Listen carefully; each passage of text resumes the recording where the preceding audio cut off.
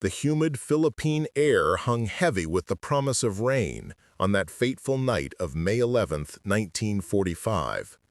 Along the eastern shores of Dingalan Bay, Luzon, the men of Company A, 123rd Infantry Regiment, slept the restless sleep of soldiers who had seen too much war. 3 years of island-hopping campaigns had brought them here, to this remote coastal position where the jungle met the sea, where Japanese forces were making their final desperate stands. Private John McKenna shifted on his cot, one hand instinctively resting on the cold steel of his M1 rifle. The weapon had become an extension of his body after months of combat, as familiar as his own heartbeat. Outside his tent, the night creatures of the Philippine jungle created their symphony of clicks, chirps, and rustling leaves. But beneath that natural orchestra, something else was moving, something that didn't belong. The machine gun emplacement sat 30 yards from McKenna's position, a fortified nest of sandbags and steel, where a .30 caliber Browning commanded the approaches to the company perimeter. Its crew of 2 rotated through the night watches, their vigilance the thin line between survival and catastrophe. That Browning represented everything the American military had learned about defensive warfare: interlocking fields of fire, overwhelming firepower, the marriage of industrial might and tactical doctrine.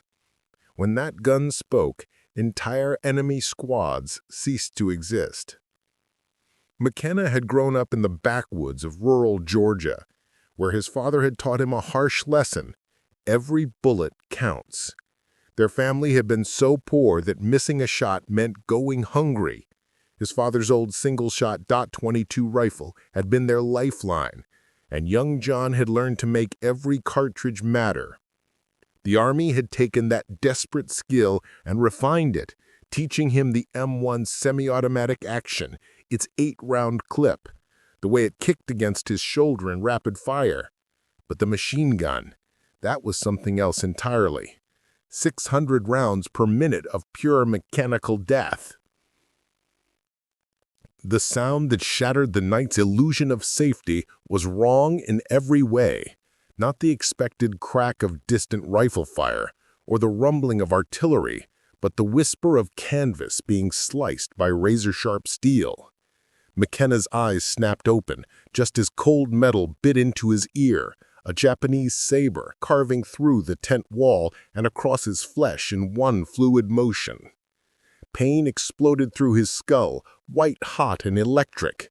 But survival instinct, that primal force that separates the living from the dead, kicked in faster than conscious thought. He rolled sideways off his cot as the blade whistled through the air where his head had been a heartbeat before. The tent canvas tore further as a Japanese soldier pressed through the opening, his saber raised for the killing blow, his face contorted with battle fury. 3 feet. That's how far away salvation lay. McKenna's rifle leaned against a supply crate, close enough to touch, but an eternity away when death was measured in fractions of seconds. He dove for it, his fingers closing around the familiar walnut stock as he rolled to his knees. The saber descended in a deadly arc. The rifle came to his shoulder with the smoothness of 10,000 hours of drill. At 6 feet, he couldn't miss. The bullet took the Japanese soldier center mass, the impact spinning him backward through the torn canvas like a puppet with cut strings. Blood ran hot from McKenna's sliced ear, but he had no time to assess the damage. As he wiped the blood from his eyes, he heard it. Or rather, he didn't hear it. The machine gun had fallen silent. Not the controlled pause between bursts that meant the crew was changing ammunition belts. This was the absolute, terrifying quiet that meant something had gone catastrophically wrong. Through the torn Kansas wall, McKenna glimpsed movement in the pre-dawn darkness. Too many silhouettes, too much coordination. Japanese voices whispered urgent commands, and the metallic click of rifle boats being worked echoed through the night. His blood turned to ice water as the terrible truth crystallized in his mind. The machine gun crew was dead, or scattered, the weapon, that vital, irreplaceable weapon that held their entire right flank, was either destroyed or worse, captured. Without that Browning, 60 American soldiers sleeping in their tents were completely exposed. Every one of them trusted that the interlocking fields of fire would keep them alive until morning. They had no idea that the keystone of their defense had just been ripped away. He checked his rifle with trembling hands. 6 rounds left in the clip. 2 more clips on his cartridge belt. 24 bullets total. Through the darkness, he could see Japanese soldiers clustering around the machine gun emplacement, their voices excited as they worked to reverse the weapon. He knew exactly what they were doing because he'd seen it before on Guadalcanal. Standard infiltration tactics: capture the enemy's heavy weapons, turn them against the defenders. In minutes, maybe seconds, that Browning would be spitting 600 rounds per minute into the heart of the American position. He thought of the men sleeping behind him. Sergeant Williams, the squad leader who'd saved his life on Leyte, Private Rodriguez from New Mexico, who carried pictures of his 3 daughters tucked into his helmet liner and kissed them every night before sleep. Corporal Thompson, barely 19 years old, who still wrote letters to his mother every single day.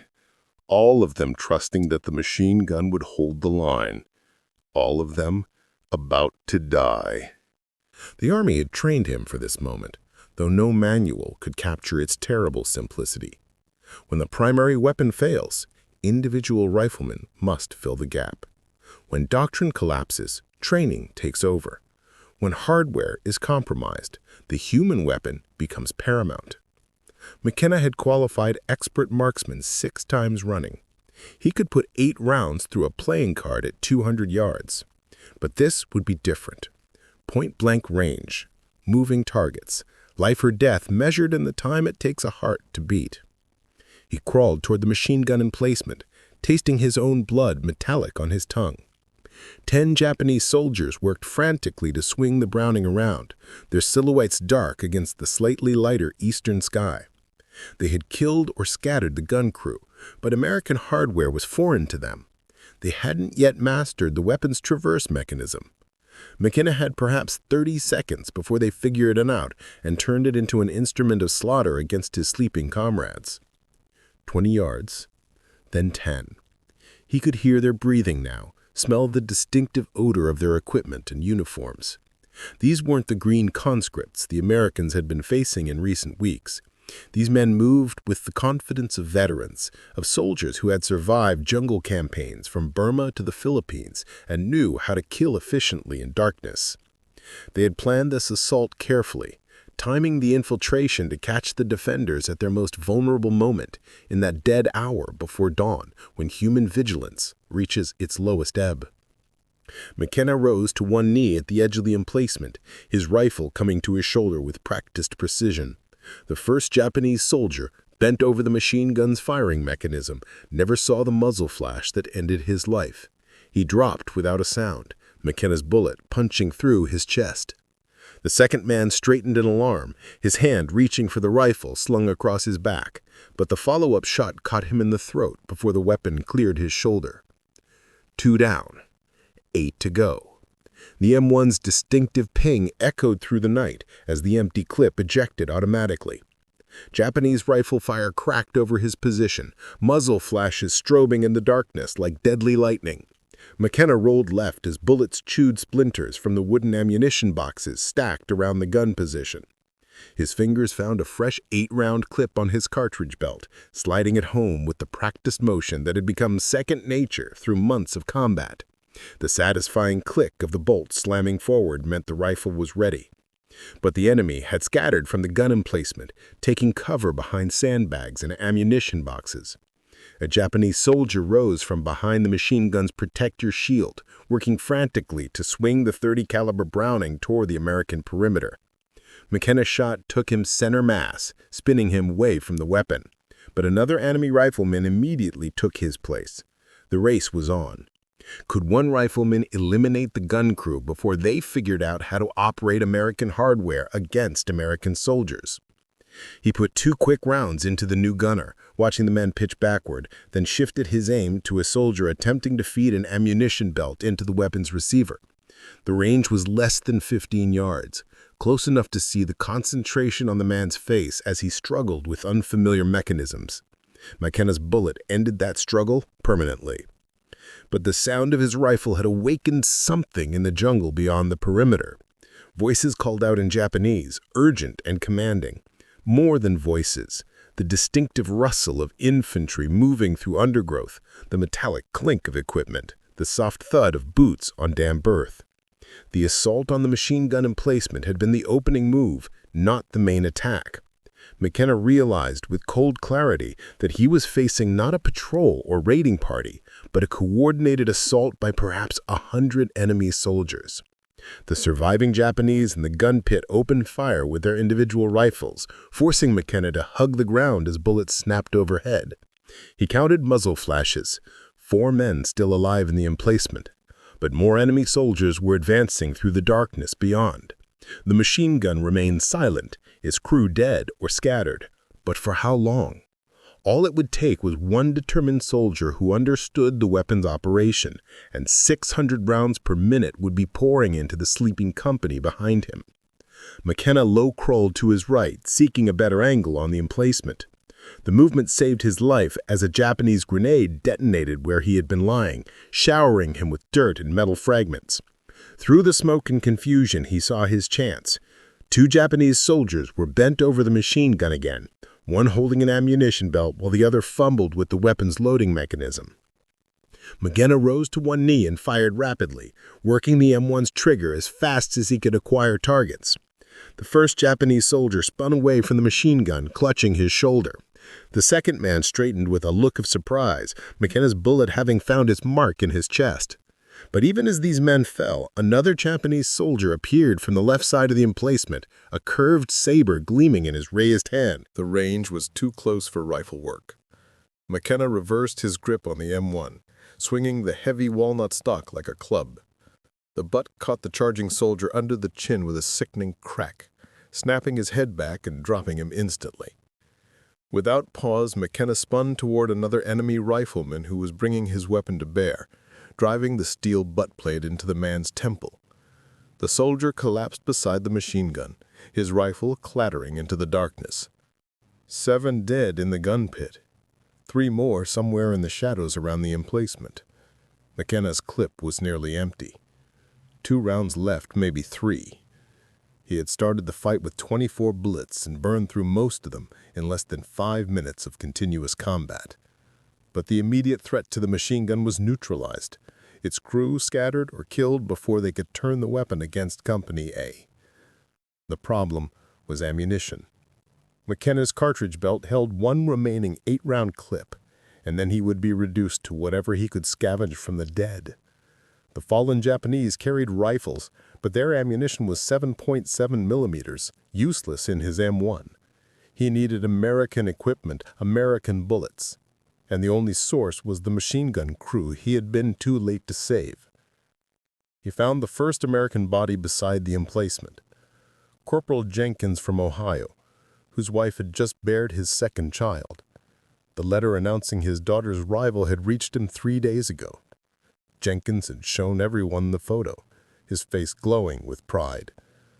Now that face stared sightlessly at the Philippine sky, and McKenna was stripping the cartridge belt from his body. 6 clips of .30-06 ammunition, 48 rounds that would keep the M1 fed for several more minutes of fighting. McKenna whispered an apology as he worked, though he knew Jenkins could not hear. The second crew member, Private Davis, had fallen near the gun itself, his ammunition scattered but recoverable. As McKenna gathered the precious cartridges, movement in the jungle beyond caught his eye. Not the random stirring of individual soldiers, but the organized advance of infantry in extended line. They were coming through the trees in waves, using the pre-dawn darkness as cover, advancing on the American perimeter with disciplined precision. The assault on the machine gun had been reconnaissance by fire, a probe to identify and eliminate the strongest defensive position before the main attack began. He counted shadows, tried to estimate numbers. 50 men? 100? More than Company A could handle if they achieved surprise. More than the remaining defensive positions could stop without the machine guns interlocking fire. The Browning lay silent in its emplacement, its crew dead, but the weapon itself appeared undamaged. If McKenna could get it operational again, if he could swing it back toward the jungle approaches, he might be able to break up the enemy assault before it reached the sleeping Americans. But the problem was ammunition. McKenna's cartridge belt held one remaining 8-round clip, and then he would be reduced to whatever he could scavenge from the dead. The fallen Japanese carried rifles, but their ammunition was 7.7 millimeters, useless in his M1. He needed American equipment, American bullets, and the only source was the machine gun crew he had been too late to save. He found the first American body beside the emplacement. Corporal Jenkins, from Ohio, whose wife had just bared his second child. The letter announcing his daughter's arrival had reached him 3 days ago. Jenkins had shown everyone the photo, his face glowing with pride. Now that face stared sightlessly at the Philippine sky, and McKenna was stripping the cartridge belt from his body. 6 clips of 30-06 ammunition, 48 rounds that would keep the M1 fed for several more minutes of fighting. McKenna whispered an apology as he worked, though he knew Jenkins could not hear. The second crew member, Private Davis, had fallen near the gun itself, his ammunition scattered, but recoverable. As McKenna gathered the precious cartridges, movement in the jungle beyond caught his eye. Not the random stirring of individual soldiers, but the organized advance of infantry in extended line. They were coming through the trees in waves, using the pre-dawn darkness as cover, advancing on the American perimeter with disciplined precision. The assault on the machine gun had been reconnaissance by fire, a probe to identify and eliminate the strongest defensive position before the main attack began. They studied the Scout, mapped the approaches, identified every foxhole and firing position during daylight reconnaissance. McKenna positioned himself behind the machine gun emplacement's sandbag wall, using the dead crew's position as his own fortress. The M1 came to his shoulder with practiced ease, the front sight finding the lead Japanese soldier at 40 yards range. The rifle kicked against his shoulder, and the enemy pointman stumbled forward before collapsing face first into the damp earth. 11 left in the first wave. The return fire was immediate and accurate. Bullets cracked overhead, chewing splinters from the wooden ammunition boxes stacked around the gun position. McKenna rode left as a burst of automatic fire stitched across the sandbags where he had been lying. The Japanese carried at least one light machine gun of their own, probably a Type 96 that could match the American Browning's rate of fire. The tactical situation was reversing. Now McKenna was pinned down while the enemy advanced with covering fire. He waited for the Japanese machine gun to pause, counting the seconds as the gunner changed ammunition drums. In that brief lull, McKenna rose and fired rapidly, working the M1's trigger as fast as he could acquire targets. 2 enemy soldiers went down in quick succession, their advance faltering as the survivors sought cover behind scattered palm logs and shell craters. But for every man he dropped, 2 more seemed to take his place, filtering out of the jungle in an endless stream. The clip ejected with its distinctive ping, and McKenna slammed home a fresh one without taking his eyes off the approaching enemy. 8 more rounds, enough for perhaps 30 seconds of fighting at this pace. Behind him, he could hear voices from the company area, American voices, confused and alarmed as sleeping soldiers woke to the sound of gunfire. But they were still organizing, still grabbing weapons and equipment, still trying to understand what was happening in the darkness beyond their tents. A Japanese soldier broke cover and sprinted toward the machine gun emplacement, his bayonet fixed and gleaming in the pre-dawn light. McKenna's shot caught him center mass at 20 yards, the impact spinning him sideways into a communications trench. But the man's sacrifice had served its purpose. 2 more enemy soldiers used his assault as cover, advancing to within grenade range of McKenna's position. The first grenade detonated 10 feet to his right, showering him with dirt and metal fragments. The second exploded behind him, close enough to ring his ears and fill his mouth with the taste of cordite. Through the smoke and confusion, McKenna saw Japanese soldiers rushing the emplacement from 2 directions, their rifles ready for close-quarters combat. He dropped the first man with a shot to the chest, swung his rifle left to engage the second, but the M1's bolt locked back on an empty chamber. No time to reload. McKenna reversed his grip on the rifle, using it as a club, just as he had against the saber-wielding soldier earlier. The heavy walnut stock connected with the charging Japanese soldier's skull, dropping him beside the machine gun.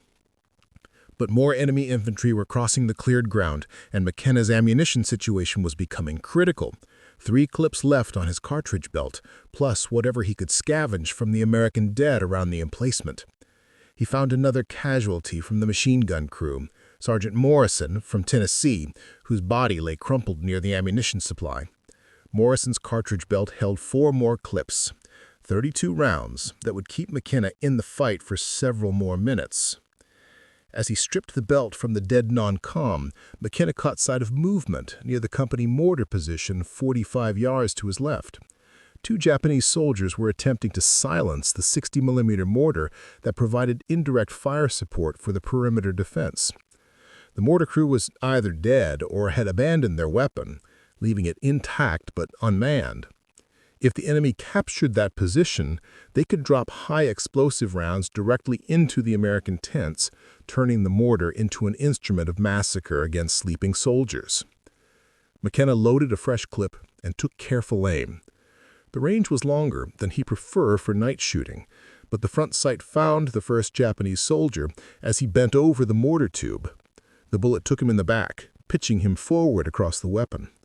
The second enemy soldier spun toward the muzzle flash, his rifle coming up, but McKenna's follow-up shot dropped him before he could return fire. 22 Japanese soldiers chilled in approximately 15 minutes of continuous combat. But the enemy kept coming, wave after wave, advancing from the jungle with the mechanical persistence of men who had been ordered to take this position regardless of cost. McKenna was killing them faster than doctrine said was possible for a single rifleman, but there seems to be no end to their numbers. The machine gun lay silent beside him, its crew dead, its mechanisms untended. McKenna had fired rifles since childhood, but crew-served weapons were beyond his training. The Browning required specific procedures for loading, aiming, and firing, procedures that took time to master and practice to perfect. Even if he could figure out its operation, manning it alone would make him a stationary target for enemy riflemen and grenadiers. Another wave of Japanese infantry emerged from the trees, this one larger than the previous assaults. He counted at least 20 men in extended formation, advancing with the confidence of soldiers who had seen their predecessors killed, but believed sheer numbers would carry the position. Behind them, muzzle flashes strobed in a jungle as supporting riflemen laid down covering fire, forcing McKenna to keep his head down while the assault troops closed the distance. He waited until they were 30 yards away, then rose and fired rapidly into their ranks. The M1 bucked against his shoulder as he worked through the 8-round clip, dropping 3 enemy soldiers before the rest scattered for cover. But they were learning from their casualties, adapting their tactics using fire and movement to advance despite his defensive fire. Some carried grenades, others light machine guns, all of them determined to overrun his position before dawn could expose their assault to American artillery and air support. McKenna reloaded again, his fingers working automatically despite the adrenaline and exhaustion. The cut on his ear had stopped bleeding, but his uniform was soaked with sweat, and his hands were beginning to shake from the sustained combat. He had been fighting continuously for nearly 20 minutes, an eternity in infantry combat, and the enemy showed no signs of retreating or calling off their assault. Somewhere behind him, American voices were shouting orders, organizing a counterattack, but they were still too far away to affect the immediate battle. McKenna remained alone at the machine gun position, One rifleman against what seemed like an entire Japanese company, holding a line that could not be allowed to break. The Japanese knee mortar rounds began falling at 27 minutes into the battle, their distinctive hollow pops echoing from the jungle as enemy crews launched grenades in high arcs toward McKenna's position. The first round detonated 15 yards short, sending up a geyser of dirt and shredded vegetation. The second fell 10 yards to his left, close enough to ring his ears and pepper him with fragments. The enemy had brought indirect fire support forward, turning the assault into a coordinated combined arms attack. McKenna pressed himself against the sandbags as another mortar round exploded directly in front of the emplacement, showering him with debris from a shattered ammunition crate. Through the smoke and dust, he could see Japanese soldiers using the bombardment as cover, advancing in short rushes while the knee mortars kept his head down. They were close now, some within 30 yards of his position, their individual features visible in the gradually lightening pre-dawn sky. A new sound reached his ears over the crack of rifle fire and grenade explosions, the distinctive chatter of an American machine gun opening fire from the company area behind him. Sergeant Williams had finally gotten the reserve gun into action, laying down covering fire to support McKenna's isolated position. The sound gave him hope for perhaps 10 seconds, until Japanese return fire forced the gun crew to cease firing and seek cover. McKenna's ammunition situation was becoming critical. He had burned through most of the cartridges scavenged from the dead machine gun crew, and only 2 clips remained on his original belt. 16 rounds against what appeared to be at least 40 Japanese soldiers still advancing through the jungle and across the cleared ground. The enemy had taken horrific casualties. McKenna's count stood at 31 confirmed kills, but they kept coming with the mechanical persistence of men who had been ordered to take this position or die trying. Another mortar round detonated directly in front of the emplacement, the concussion slamming McKenna backward against the sandbag wall. His ears rang, and for a moment his vision blurred as dirt and smoke filled the air around him. Through the haze, he saw 3 Japanese soldiers charging his position with fixed bayonets, their faces twisted with battle fury as they closed the final 20 yards. The M1 came to his shoulder automatically, muscle memory overriding the shock and disorientation. His first shot dropped the lead soldier at 15 yards. The second man stumbled but kept coming, blood streaming from a shoulder wound, his bayonet still leveled at McKenna's chest. The follow-up shot took him center mass, spinning him sideways into a shell crater. The third Japanese soldier leaped over his fallen comrade, screaming something incomprehensible as he raised his rifle overhead like a club. McKenna's rifle clicked on an empty chamber. Without hesitation, he reversed his grip and swung the M1 like a baseball bat, the heavy walnut stock connecting with the charging soldier's jaw in a sickening crack of breaking bone. The man dropped instantly, his rifle falling beside McKenna's boots. But there was no time to reload or recover. More enemy soldiers were advancing through the smoke, their shadows moving with deadly purpose through the pre-dawn gloom.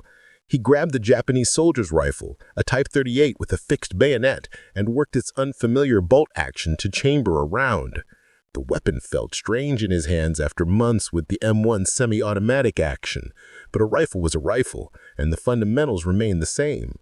Sight picture, breathing, trigger squeeze.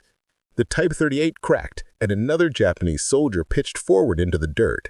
But the enemy rifle held only 5 rounds, and McKenna had no way to reload it with Japanese ammunition. He threw the weapon aside and grabbed his M1, slamming home his second-to-last clip with fingers that shook from exhaustion and adrenaline. 8 more rounds, then he would be down to his final magazine. After that, the fight would be reduced to rifle butts and bayonets, assuming he lived long enough to exhaust his ammunition.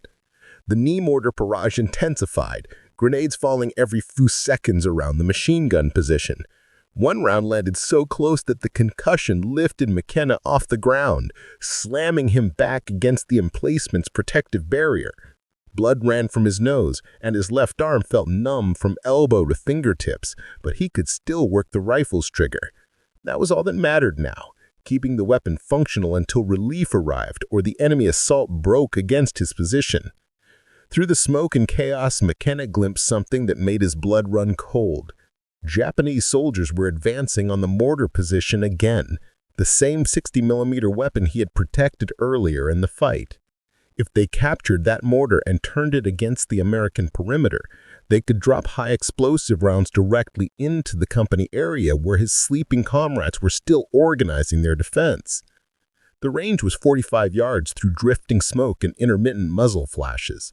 McKenna steadied his rifle against the sandbag wall, found the front sight in the growing light, and fired at the first Japanese soldier reaching for the mortar tube. The man spun away from the weapon, clutching his chest. His companion dove for cover behind the mortar's base plate, but McKenna tracked him through the rifle sight and put a bullet through his spine as he tried to crawl away from the position. 35 Japanese soldiers confirmed dead, with 3 more wounded who might or might not survive their injuries. The numbers seemed impossible even to McKenna himself, but the evidence lay scattered around the machine gun emplacement and across the approaches to the American perimeter. Bodies in olive-drab uniforms mixed with others in the mustard-colored field gear of the Japanese army, testament to the savage close-quarters fighting that had raged for over half an hour. But the enemy assault was far from broken. Fresh voices called out commands in Japanese, and McKenna could see more soldiers moving through the jungle, preparing for what might be their final push against his position. They had learned from their previous attacks, studied his firing patterns, identified his position precisely.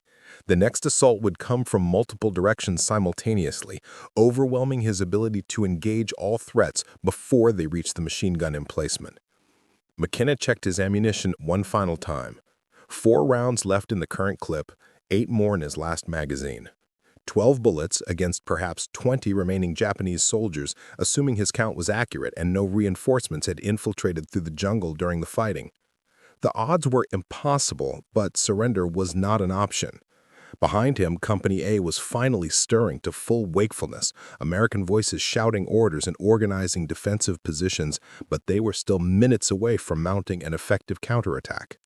The machine gun beside him remained silent, its crew dead, its mechanisms foreign to his infantry training. McKenna was one rifleman with 12 rounds of ammunition, holding a line that could not be allowed to break. In the growing light of dawn, he could see enemy soldiers massing for their final assault, their faces grim with the knowledge that this attack would succeed or see them all dead beside their fallen comrades. The final Japanese assault came with the first pale light of dawn. 20 enemy soldiers rising from cover positions they had occupied during the mortar barrage, advancing in a coordinated rush from 3 directions. Their battle cries echoed across the blood-soaked ground as they closed the final 30 yards to McKenna's position. This was their moment. One exhausted American rifleman with a handful of bullets against the survivors of what had been a full company of veteran infantry. McKenna's rifle found the nearest target, a Japanese sergeant leading the charge from the left flank. The M1 cracked and the man stumbled forward before collapsing 10 yards from the machine gun emplacement. 3 rounds left in the clip. He swung the rifle right, acquiring a second target among the soldiers rushing from the jungle. Another shot, another enemy down, but they were too close now for careful aimed fire. McKenna worked the trigger as fast as he could line up targets, the semi-automatic action cycling smoothly despite the punishment it had endured through 36 minutes of continuous combat. The clip ejected with its familiar ping, and McKenna slammed home his final magazine. 8 rounds between him and hand-to-hand combat with bayonets and rifle butts. The advancing Japanese had covered half the distance, their individual faces visible now in the growing light. Young men, most of them, perhaps conscripted from farms and villages across the Japanese Empire, following orders that would see them dead in the next 60 seconds. McKenna felt no hatred for them, only the grim professional focus of a rifleman doing his job. His next shot dropped a Japanese soldier carrying a light machine gun, the weapon tumbling from dead fingers before it could be brought into action. 7 rounds remaining. Another enemy fell to his follow-up shot, then another, but there were still too many of them, advancing with the desperate courage of men who knew retreat meant death at the hands of their own officers. The knee mortar rounds had stopped falling, probably because the attacking soldiers were too close to McKenna's position for the indirect fire to be safe for their own forces. A Japanese grenade landed 5 feet from the machine gun emplacement, close enough for McKenna to see the striker mechanism before it detonated.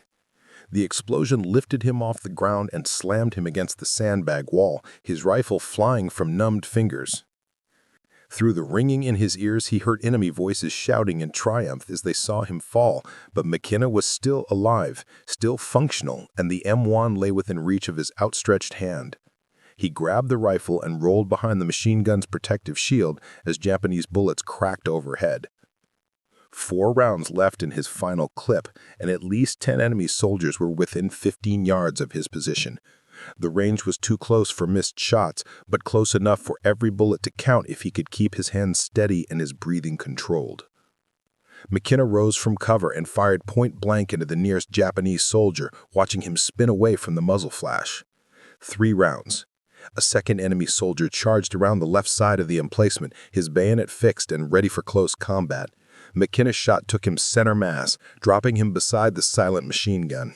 2 rounds left, and more Japanese infantry were climbing over the sandbag walls, their rifles and bayonets glinting in the dawn light. Time slowed as McKenna acquired his next target, a young soldier who could not have been more than 18 years old, terror and determination warring in his eyes.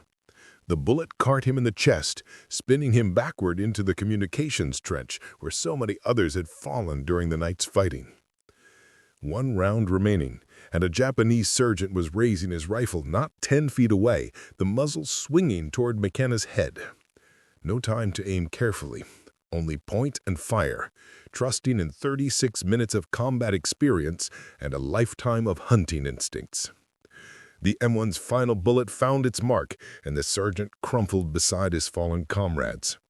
The bolt locked back on an empty chamber, and McKenna heard the metallic click that meant his ammunition was exhausted. But something had changed in the quality of the silence around the machine gun emplacement. No more voices calling in Japanese. No more rifle bolts working. No more boots pounding across the cleared ground. He looked up cautiously from behind the sandbag wall and saw bodies everywhere. Japanese soldiers who had come so close to overrunning his position that he could have reached out and touched their uniforms. Behind him, American voices were shouting orders as Company A finally organized its defense. McKenna could hear Sergeant Williams calling for ammunition bearers and medical corpsmen, the familiar sounds of an infantry unit responding to contact. But the immediate threat was over, the assault broken against one rifleman's desperate stand at a silent machine gun position. The enemy had committed everything to this final attack, and it had failed, with the dawn light revealing the full cost of their attempt. McKenna stood slowly, his legs unsteady from exhaustion and the accumulated shock of multiple grenade explosions. The cut on his ear had reopened during the fighting, blood running down his neck and staining his collar. But he was alive and functional. Around the machine gun emplacement lay the bodies of 40 Japanese soldiers, testimony to what one determined American with adequate ammunition and good training could accomplish when doctrine failed and hardware was compromised. The official count would later confirm his achievement: 40 enemy dead in 36 minutes of single-handed combat, an average of 1 kill every 54 seconds for the duration of the engagement. The number seemed impossible even to McKenna, who had lived through every desperate minute of the fighting. But the evidence lay scattered across the blood-soaked ground, and witnesses from Company A would testify to what they had seen when full daylight revealed the scope of his stand. As the sun climbed over Dingalan Bay, McKenna picked up his empty M1 rifle and began walking back toward the company perimeter. His war was not over. The campaign for Luzon would continue for weeks, and there would be other battles, other desperate moments when individual courage made the difference between victory and defeat. But this particular fight was finished, decided by one rifleman who had refused to let the line break when the machine gun fell silent and doctrine collapsed in the face of enemy infiltration. Behind him, the silent Browning sat in its emplacement like a monument to the complexity of modern warfare. industrial capacity and tactical doctrine embodied in 30 pounds of steel and precision engineering. It had failed when its crew was killed, leaving a gap in the defense that should have doomed Company A to annihilation. Instead, one soldier with a rifle and whatever ammunition he could scavenge had held the line until dawn broke the enemy's assault and revealed the true cost of their desperate gamble. When the machine gun failed, one rifleman had become the weapon that saved 60 sleeping Americans from massacre. Private John McKenna would receive the Medal of Honor for his actions that night on Dingalan Bay, but the medal would always feel heavy in his hands, weighted not with pride, but with the memory of those he couldn't save, the machine gun crew who died in the first seconds of the assault, and the friends whose names he whispered as he stripped ammunition from their bodies. He would return to Georgia after the war, back to the backwoods where his father had taught him to shoot, where every bullet had to count. And on quiet nights, when the humidity hung thick and heavy like it had along the Philippine coast, he would remember those 36 minutes when one man with a rifle held back the darkness, and wonder if he had done enough. He had.